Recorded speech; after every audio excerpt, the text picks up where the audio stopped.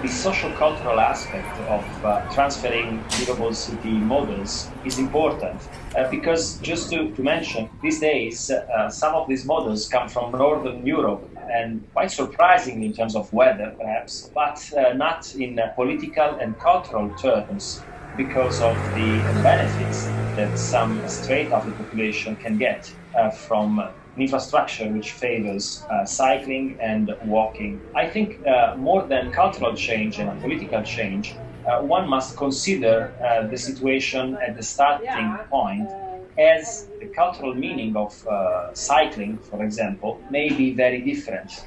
And in particular, the relationship between bikes and cars in terms of the space and the presence in the urban environment, as well as what you do with the bike.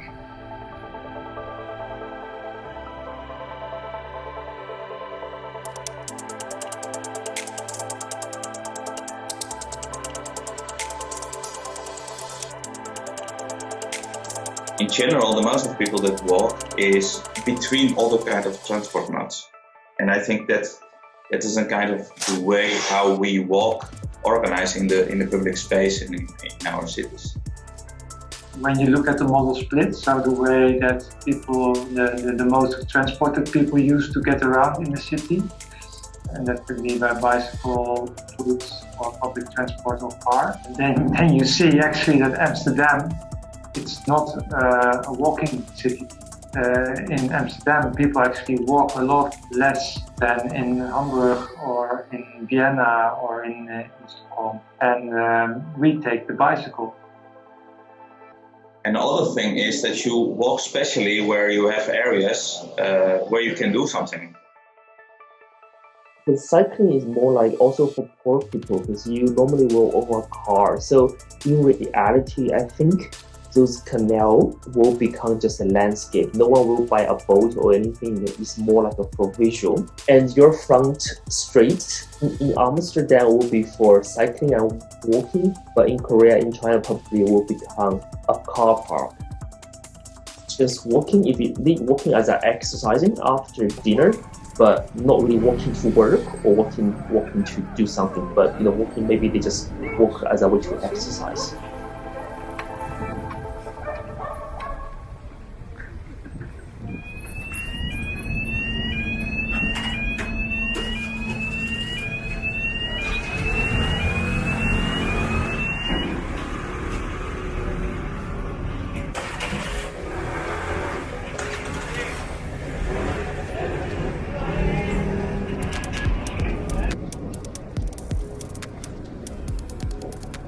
In a way, more car-centric approach can be contrasted to some extent by including a space for bikes. At the same time, I think this involves the overall form of a city because, cities with very large streets with multiple lanes, even with urban highways, may not change the fate of mobility simply by paralleling them with an additional bike lane.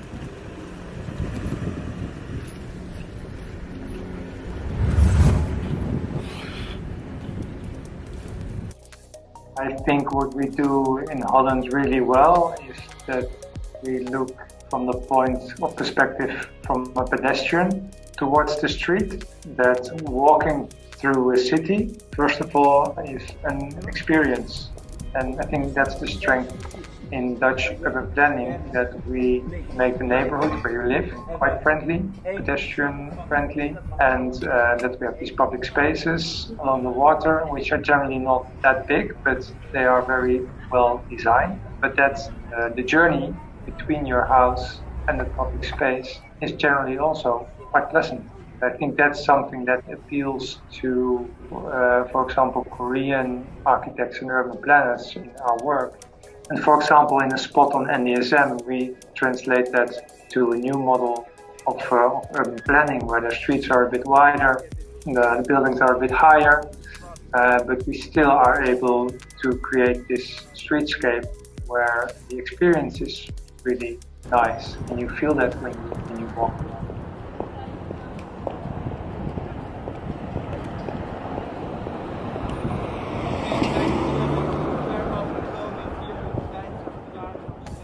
The stereotype regard urban design in the Netherlands and Germany are the best around the world. The second reason is financial. I'm not sure. I think it's cheaper than the UK and the USA one, also the Swiss one. If you are a star architect, maybe your price will be much more expensive than normal architect. Third one, I think is because the imagination or the image. For example, like in the Netherlands, it's water, low rise, high density, which probably fits what the people, especially land developers, want. Well, technically both land developer and the resident.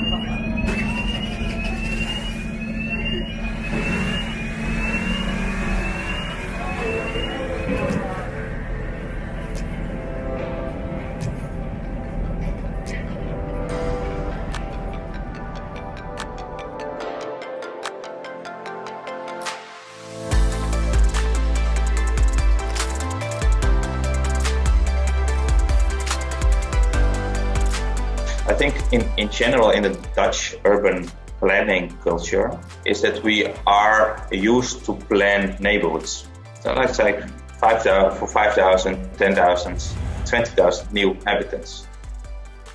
So what's happening in that, and in that you can see a similarity with how it happens, is that basically the supermarket and the school are the core of the neighborhood. Also there, and so this little park with the tunnel allows you to connect two elements, but also the supermarket and let's say the school are forming, let's say, the core new kind of neighborhood center of that area. And around those areas, of course, you have something about accessibility and providing good, attractive, safe places for children.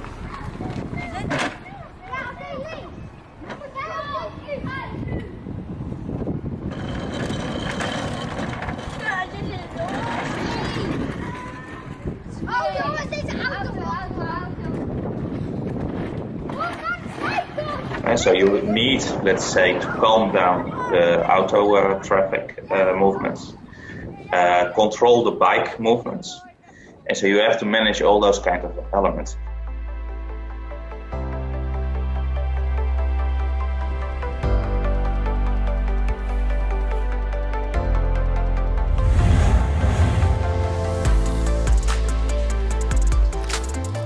the high density helps the land developer to gain more money, but the water canal and the low rise fit the need, or let's say it fit the imagination of the residents, especially middle class residents. That's what I think if you're talking about some general ideas in both countries.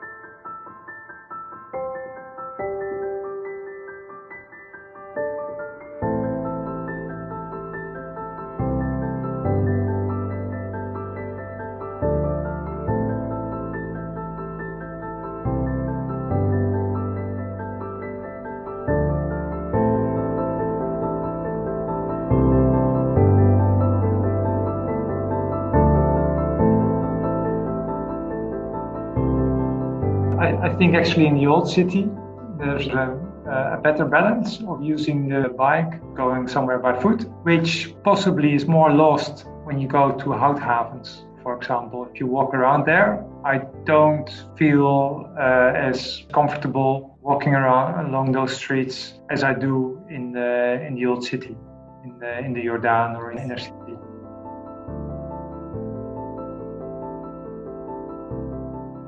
How much more functions on the ground level you have, how shorter the distance to all kinds of activities in the city, shops, cultural places, etc., and how easily people go to walk.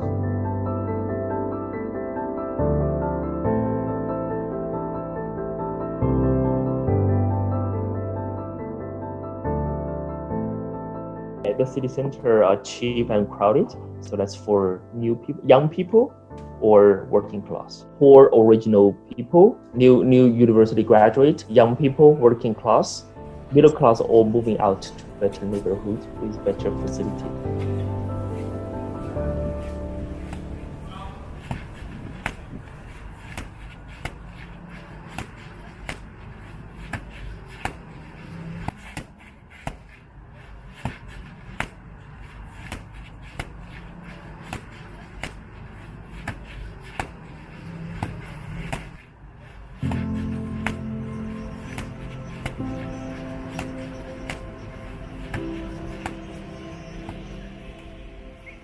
I think urban design in itself, it does not have a value if a society doesn't do nothing with it. So it's of course interaction, it's completely with each other. Urban planning should be about recognizing the complexity and the beauty of urban life, rather to translate planning into one-dimensional models.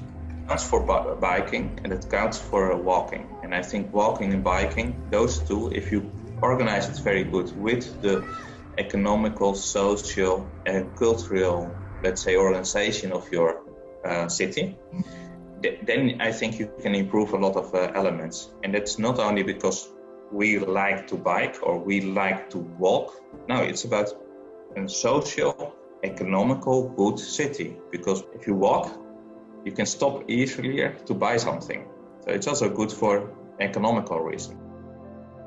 All the adaptation is in order to fit the buyer's needs or buyer's imagination.